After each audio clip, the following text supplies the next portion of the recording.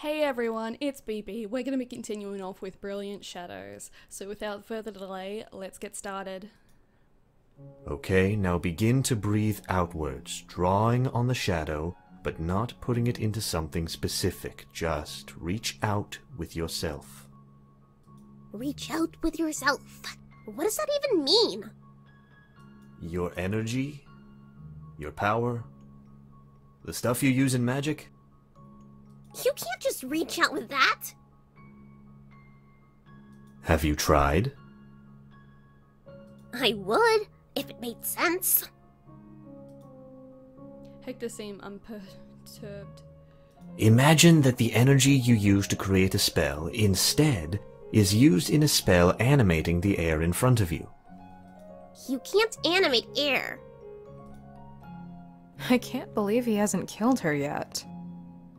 Yeah, he's pretty good at this. I'm rather impressed at how inept she is. That level takes dedication. It takes effort.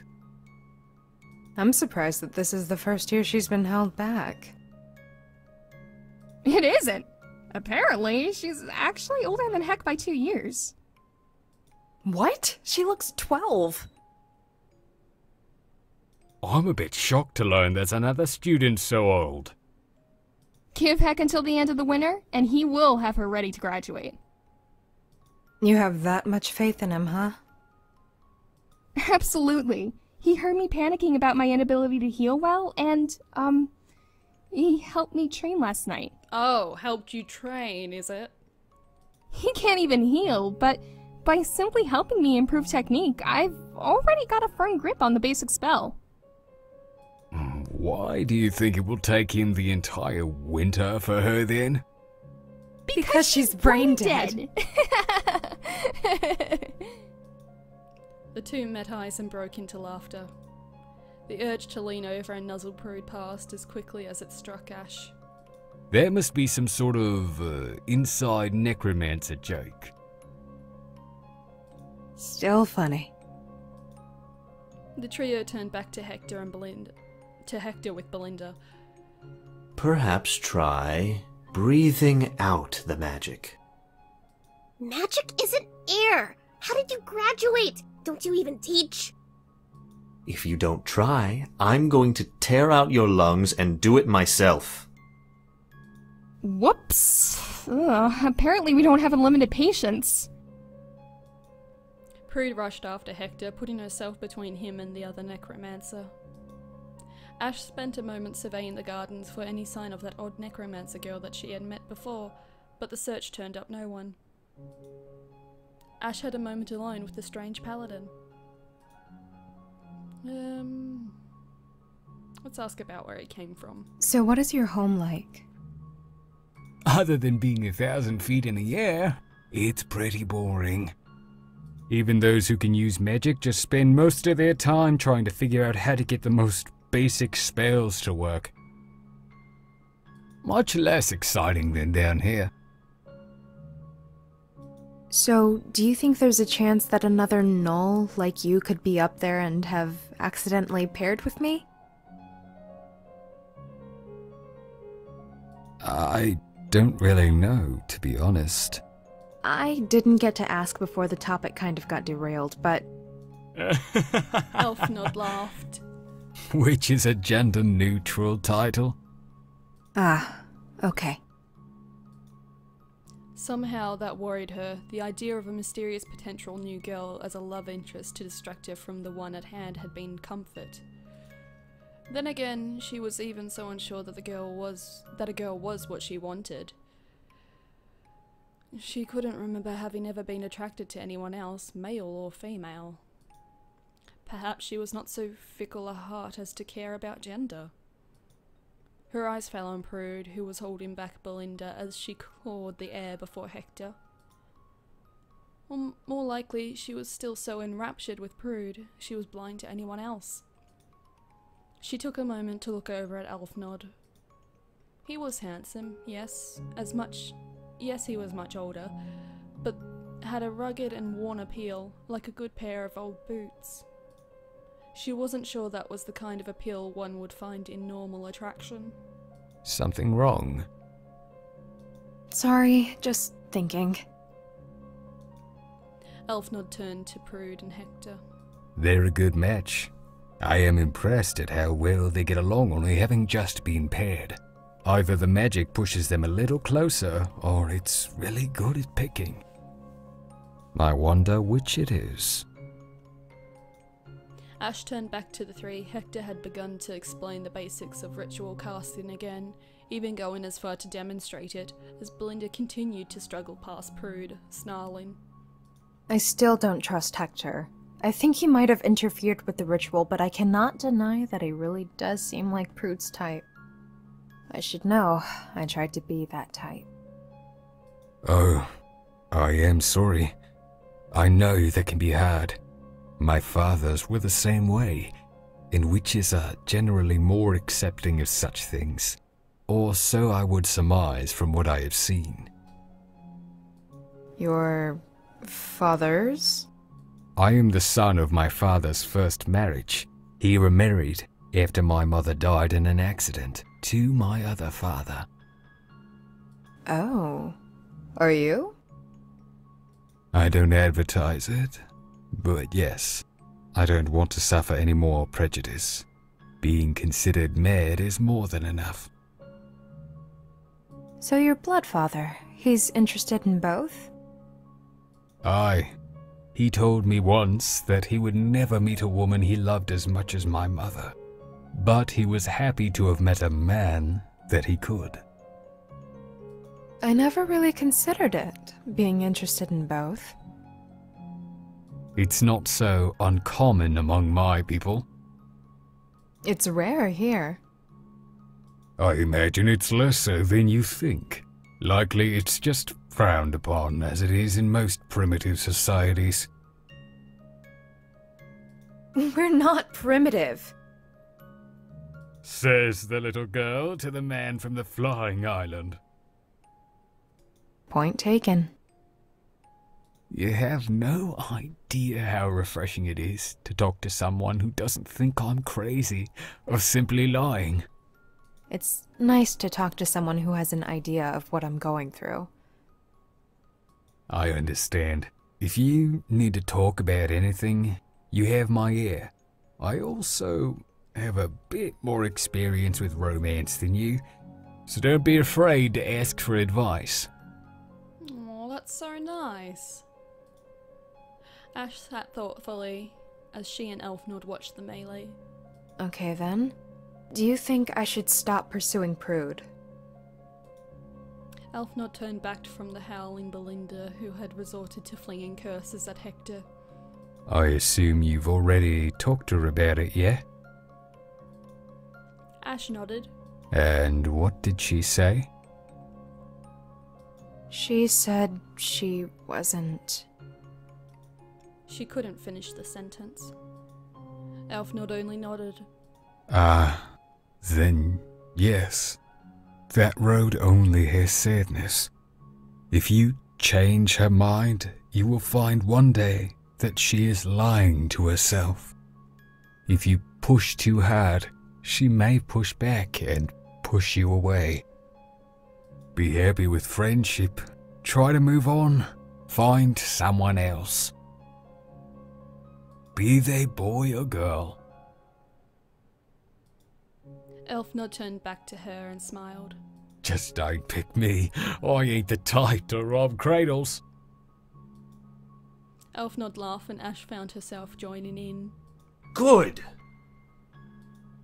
Belinda was standing in shock, a tendril of shadow leaking out from her chest. Oh, light and shadows, heck. Were you trying to enrage her until she got the spell? Not really, but I figured that if I just kept explaining it in different ways, eventually something would stick. Belinda's face was a mask of shock. She looked younger than ever, a child, wide-eyed. Can you teach me more? Right now, I'd like to take a break to eat something. But we just started! Yes, and using that much energy quickly tires me. We can start again after eating. Oh, jeez, heck. Do you have two stomachs or something? Wait, what if he does? What if he is a grey mage? Ooh. A chill ran down Ash's spine. Goddess, that kept happening. Yeah, because he's weird. No, of course not. Magic is energy intensive, though. Yeah, but you eat like a horse. No, I assure you, I eat a highly balanced diet, including many diverse foods and dairy products. Let's just go get you fed. Wonderful idea. We may as well follow them. No, I have to go look into something. Could you tell them I just had something occur to me and I needed some time with my research? Of course. Still watching as Prude and Hector walked towards the kitchen, Ash retreated away towards the library. She prayed she found something to ease her fears. While it may seem unlikely, grey mages are capable of performing the pairing ritual again, and in fact do so. In the autopsy of a particularly powerful grey mage that had been ravaging the town of Treeport, 4 complete sets of organs were present, suggesting that grey mages will pair and cannibalize each other. Oh, I just thought they kind of stuck the organs in. Not cannibalize, jeez. Ash skipped a few pages that went into detail about the anatomy. Little is known about how the altered anatomy affects the daily life of a grey mage, as none have ever been captured alive. Some mages suggest that this may trigger increased metabolism as well as increased physical ability. Oh, so that's why he can run so fast, without even tapping into powers available to a mage capable of reaching into both pools. The anatomy may also contribute to grey mages' apparent ability to operate with very little sleep. Wow. Ash closed the book. It was the third she had read of the limited library containing studies into the grey mages. She wished she had found something to convince her that her fears regarding Hector were but that. Fears. Unfortunately, nothing she had found comforted her. That's some pretty heavy reading. Ash snapped to attention, clapping the book shut as her eyes met with Belinda. What are you doing here? I noticed you weren't going with the others. I wasn't hungry, so I followed you. And you've been staring at me reading? You haven't been here that long. Belinda's eyes fell upon the books and returned to Ash. You don't think Hector's a grey mage, do you? I mean, I know you don't like him. I know I certainly don't. But that doesn't mean he's actually evil, you know? Yes, it does. Yes, Yes. it does. Silence fell. Yeah, right. Ash sat and stared. The quiet became rank with each passing moment. You're serious, aren't you? Yes. Belinda seemed at a loss for what to do with her hands as she stood beside the brooding Ash. What have you found? His behavior. His abilities. Not the magical ones, but his physical abilities. Tell me more. It came out in a torrent, one thing after another, and the flood washed over Belinda. She merely nodded. Finally, there was silence. Belinda sat, digesting everything Ash had said. I think you're wrong, Ash. How can you say that? Don't you see the signs? Look, I know everyone says I don't act like it, but I'm older than you, Ash. Heck, I'm older than heck. What you're doing right now is trying to find reasons to justify your dislike of him. If Heck were really a grey mage, he would have had to have been one since before he came here. Maybe he was born one. I have trouble imagining a child harvesting Viscera. And if he were a grey mage, I think the heads would have noticed when they used the Rod of Binding when they originally found him. Or the other day when Luciana had used the rod on the village, with Heck in it. Light and shadows, she was right. Ash nodded slowly. See? Nothing to worry about. He's not a grey mage. He's just an insufferable sociopath. I can tell what's gonna happen. We're gonna be believing he's a grey mage, and everyone else isn't gonna believe it. And then, by the end of it, oh, he is a grey mage. We were right all along. Belinda patted Ash on the head. I'm going to do something more interesting now. With that, she left. Ash turned slowly back to the pages of her book, and with a laboured effort began to read once more. So, did you figure out who she was? I think so. For now, we have to speak Only at night, when she's sleeping. Do you have any information on this thing on my hand? No, and she's not asleep. Hello there, girlie. Spiraling. The sounds in her head were gone. Ash pushed herself upright, off of the pillow of the tome. That would make this the second time hearing those voices. She couldn't decide whether or not hearing the voices proved them real or her mad. Had they been talking about a mark? The voices had sounded so different this time. More clear. Still, they hadn't sounded right. One had sounded at once both singular and a chorus. Shivers found her in a warm library. If what they had discussed was indeed a mark, then one of those voices was her pair. Good, you're awake. Prudence was worried about you when you didn't return. There are certain curses far more dire and fell than light and shadow or goddess. Ash quickly recited all that she could remember in rapid succession as she leapt to her feet. Studying the Grey Mages. I'm studying you. His face was crestfallen. I am sorry I told you about my theory. Oh? Why? Ash asked the question with a little more enthusiasm than it required, her heart still pounding from Hector's sudden appearance. Prudence informed me that the idea of being paired to a Grey Mage had frightened you. Admittedly, rightfully so.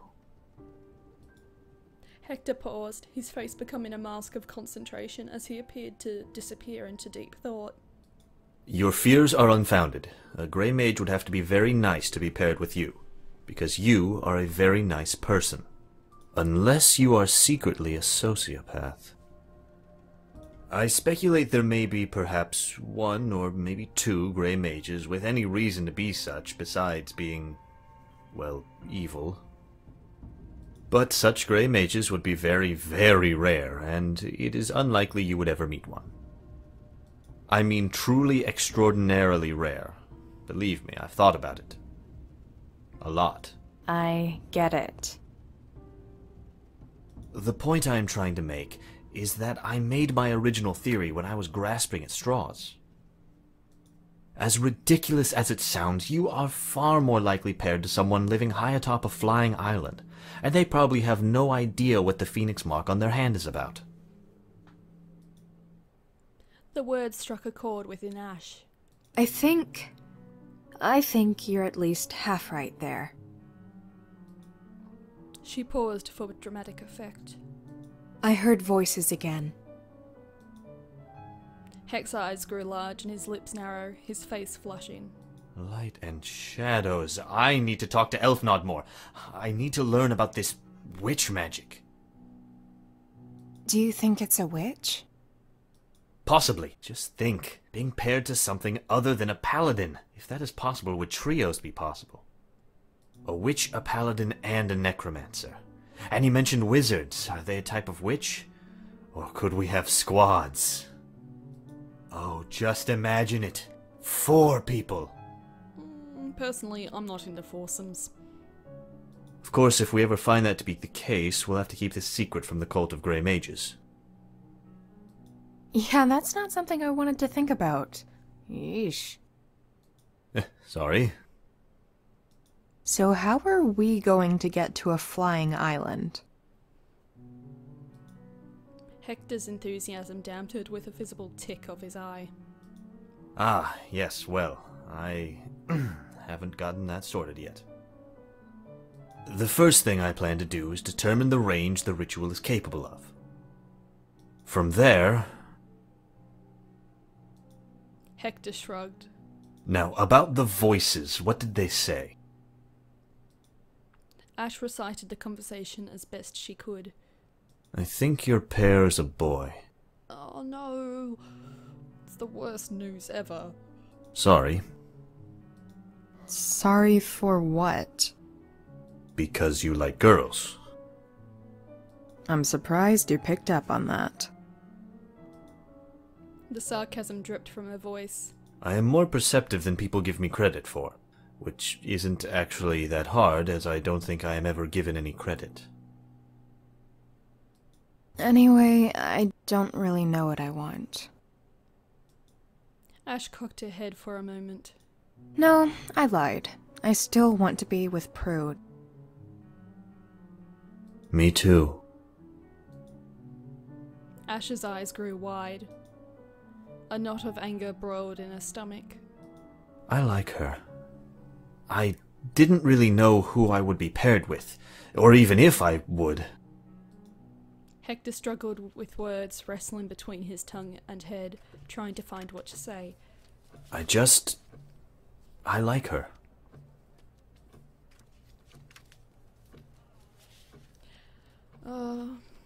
Guess we'll do the nice option. We'll sympathize with him. Ash sighed. You and me both. The two sat in the dark of the library, silent until the candle began to burn low. I'm going to bed. I should probably do the same.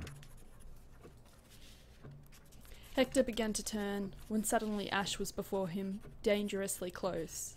Oh no. What's the... Try to find what Prude sees in him?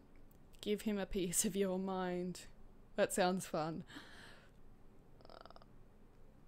I'm hesitant to choose this one because I don't want them to kiss.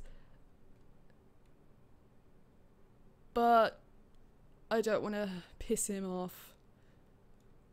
Okay. Try to find... I'm gonna regret this. Oh! Ash leaned into him and pressed her lips against his.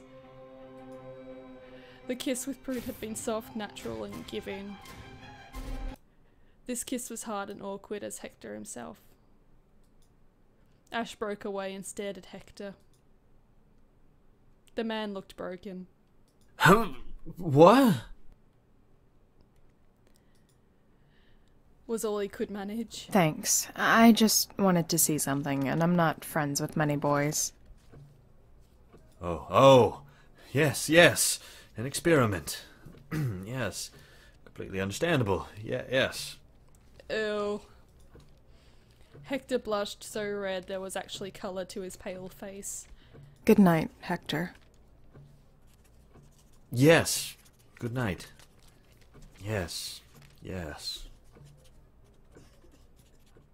Ash left. The next day, Ash woke up early. She donned the only pair of pants she owned and a dress short enough to be mistaken for a shirt. Why did she own a dress like that anyway? Prude likely gave it to her ages ago. Heading out of the dorms, she marched down the mountain stairs and towards the paladin barracks. Not a soul crossed her path as she made her trek. Oh, that looks nice. Reaching the practice yard, she armed herself with a wooden sword from one of the many racks. Holding it forward, she gave a few sheepish swings, trying to judge its balance. Satisfied, she began to practice. It wasn't long after that the paladin trainees began to arrive. They looked at her with a mixture of confusion and bemused expressions. They left her alone, save for when she caught the occasional bout of laughter. She could only assume it was at her expense. It had been a very long time since she had held a blade. Ash?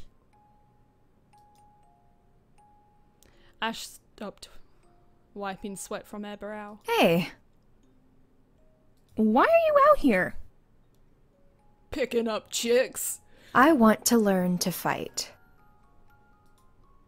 Prude narrowed her eyes. You want to learn to fight? Why? I have my reasons. Necromancers don't fight. I fight. Oh, go away, Hector.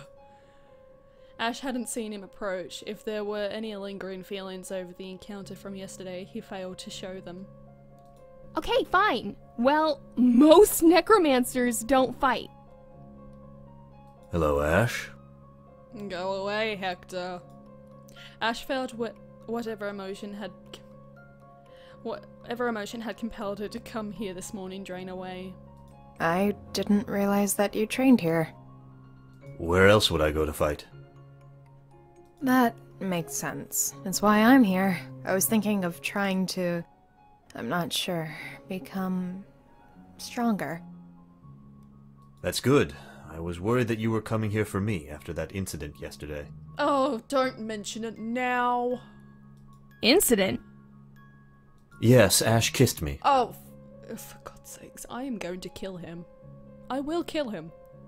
What? Oh, and now Prude's gonna get upset. Prude's gaze was upon Ash like the eyes of an angry god. Look, I can't believe you! I like him, you... And after what happened between... Prude seemed lost for words. As much as she didn't like to live up to her namesake, cursing had never been a particular skill of hers. Instead of searching for words, Prude found a practice sword instead. You want to learn to fight? Let's fight! Oh, God. The sword came down like a hammer across Ash's guard. She had to hold her sword by both the blade and the hilt to hold back the strike. Ash gasped at her ears as her ears rang. Prude was casting enhancement magic. It wasn't her speciality, but it was overkill against an already weaker Ash. Wait, Prude, let me explain! Another barely blocked blow sent Ash to a knee. I don't believe this is necessary. The kiss was part of an experiment, one in which I participated willingly. Yeah, so stab him. An experiment? Ash, she wanted to know if she liked boys. She has no interest in me particularly. It was an attempt on her part to determine if there was any physical reaction with a man. As you might imagine, there was not. Yeah, so cool your jets. Had I known how much it would affect you, I would not have suggested my participation. You did know how it would affect her, so that's why you mentioned it. Because you're evil. Somehow, I thought the fact that we both liked you would cancel out the normal romanticism of the kiss. You like me? That's the one piece of information you got from that? But of course, you're my pair. Oh! Oh, I know what you're doing. Ugh, God, I hate this guy. I don't like you either now. Prude seemed somewhat deflated, but at least she was no longer attacking. Ash had to shake out her hands, which felt oddly itchy. Ash, I see you seem to be trying to learn how to use a sword. A blade is a fine choice of weapon, but you will want something smaller. Ooh, a dagger maybe. Necromantic abilities require more manual dexterity than a paladin's, and you will want to keep one hand free. Daggers! Hector took Ash's sword by the blade and handed a shorter, thinner blade. Now the first thing you need to do is assume a better stance. And square your shoulders. Also control your swings better. Accuracy will always trump force. Unless your weapon is big enough that it's more of an area attack than a strike. Whatever anger had been there before seemed to have melted as they instructed. Both Prudence's rage at her and Ash's own resentment for Hector. They continued to point and prod, guiding her through the polish of skills long enough left to rust. I can read. Exactly, but that's not something you'll have to worry about unless you're slinging spells. You should definitely practice casting while swinging. The two were like clockwork, perfectly complementary. Goddess, you two are perfect for each other, aren't you? Prude blushed. Hector did not react at all, not even to acknowledge the words, a behaviour that in and of itself was out of character. I did not know we were going to continue our training here. Oh no, we're doing combat training, nothing ritual. Is this going to become a normal thing? I was told only paladins needed to know how to learn frontline combat. No, just my friends apparently. That would explain why Miss Belinda is not here. Belinda doesn't like me? I suspect she doesn't like anyone. Here, Elfnod. You spar with Ash. Me and Hector will give pointers. Should I really be sparring already? Don't be afraid. I am a terrible fighter. With that, he made a wide arcing swing. Ash caught the blow with surprise and ease and rebuffed it. She's better than I expected. She used to train with me, you know. Why did she stop? Needed to spend more time on her own training. I can hear you talking about me, and it's very distracting. Elfnod swung again, and Ash caught the blow once more, guiding the strike down her blade and away from her. Veronica, start casting. Don't call me that! Elfnod swung a few more times in quick succession. Ash saw the sweat on his forehead bead as she more casually knocked away his blows. Before she consciously realised what she was doing, she felt a roiling knot of black energy in her right hand. Knocking aside another blow, she stepped in and, with as much force as she could muster, buried her fist into the paladin's stomach. A gasp rose from Prude and Hector as the older man stumbled back. A moment later, he fell to a knee. That's a hell of a curse. Sorry. Are you okay? Elf nodded slowly, glowed for a moment, and then stood up panting. You know, I don't have any desire to be a warrior. Don't even care if I don't get paired. I want to learn to heal. You can't heal without being paired. Not enough power. Just like necromancers can't reanimate. I don't need to do it magically. White magic can supplement natural healing through enhancement, and it would make me an excellent doctor. Yeah, Elfnod is a noble soul.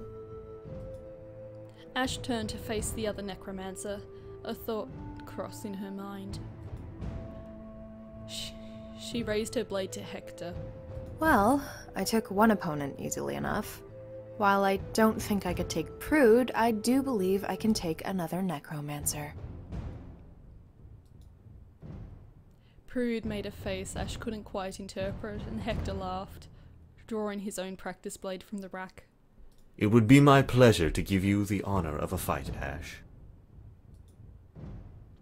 Ash raised her blade as Hector gave some manner of salute. He may have trained, but he could not be as skilled as a fully trained paladin. He likely had as much experience as her.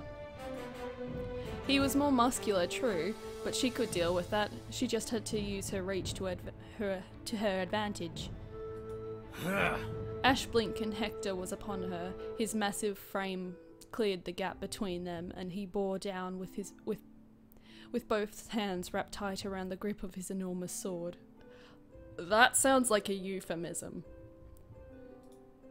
Ash dodged and turned to see the sword sheathed to the hilt in mud, Hector free of it. He was still atop her, both hands glowing. A flare of black and green struck her, one in the stomach, one in the chest. She reeled. Light and shadows, heck, what is your problem? Elfnod stood above Ash, swimming in and out of focus. You're a brave one to challenge Mr. Warlock. What? I can't believe you didn't know. No one but the instructors have ever beaten Heck. Why didn't anyone warn me? More importantly, why didn't you hold back? I'm sorry. Ash winced as she gasped for air. I think you broke some of my ribs. I am sorry. I thought you would be insulted if I held back in a formal challenge. Veronica, Hector, what's going on here? Nothing, miss. Fighting? Oh, God. Hector answers candidly, his smile gone, replaced by the narrowed eyes and scowl he adopted whenever one of the heads arrived. Hector, we've already spoken about you being here, but bringing your new girlfriend is entirely unacceptable. Ash and I have no such relation. I think you might be right about the ribs. Elfnod said as he was slowly checking her chest, an action that would have been discomforting were it someone else. Zachariah sighed and leaned over Ash. A flash of light and the pain was gone. Oh, wow. Yes, Zachariah specializes in enhancement and healing. We have had the conversation. She's actually relatively good at healing. Did you just compliment me? You're not completely terrible, ma'am. I am so shocked that the little chalk mark isn't insulting me, that I'm not even mad. Zachariah's eyes fell down to Ash. You! If you're going to try to learn to fight, do so when you're not going to distract my other trainees. For the first time, Ash realized that others had gathered to watch her fight with Hector. She wondered if the brief duration had been a disappointment. Get back to training, unless you want to fight me too. The students scampered away, wide-eyed. Hector's eyes turned to Zachariah, and poison burnt the air between them. You're welcome to fight me too, Zachariah. The words dripped with venom. There's the warlock we all know and revile. Finish your drills and get out of my barracks, rot sucker. As you command. Hector gave an exaggerated, even mocking bow. Elfnod gave a more sincere bow to the girls before he returned to spar with the other paladins. Hector stood in silence, his eyes following the head as she departed. What is the deal with Hector and the heads? I don't know. It's scary, though. He goes from being a puppy to a rabid bloodhound as soon as they show up. Eventually, Hector lost interest in the heads, retreating back, and without a word, tore his blade out of the muck and began performing his sword drills. Prudence gave Ash a reassuring smile, and the two began to walk her through some of the more basic sword drills. As they practiced, Ash could not help but glancing over at Hector every once in a while. The training passed without incident, but Ash returned to her room to shower and dress. She couldn't shake the feeling that something was wrong. Grey mage or not, there was something off about Hector. Even now, she could see that venom in his eyes, and it terrified her. Exiting from her changing room after her shower, Ash found Prude sitting on her bed, playing with one of the semi-wild cats that roam the mountain. Oh, I didn't expect you to be here. I wanted to talk. A chill ran down Ash's spine, then a flash of anger. This was getting ridiculous. She couldn't go on an hour without getting ominous chills. You okay? I'm fine, it's nothing. What did you want to talk about? Prudence took in a deep breath. You like Hector, I know. I don't. I don't like him, that is. I don't really know how I feel about him, though. I don't trust him, but I can't say much more. Why did you kiss him then? Oh god, you were told this.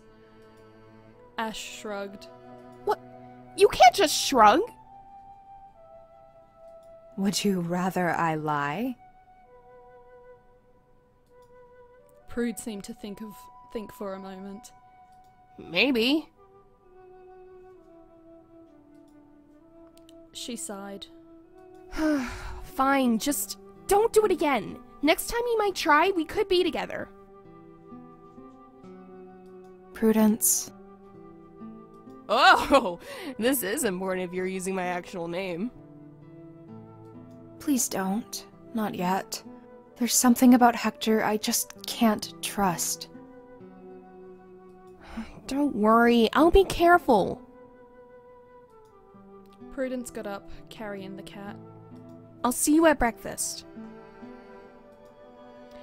She gave Ash a smile, and Ash returned it. Ash watched her go. She stood there, still, trying to find something to ease her worries. With her mind a turbulent storm of thoughts, she couldn't quite manage to find an appetite and instead pulled out her notes. She would work on her research, or at least she would work on it until she felt better. She prayed that she would feel better. Oh, it's dead now. Okay, that is the end of this video. I will continue with this shortly, and I will see you in the next video. Bye bye!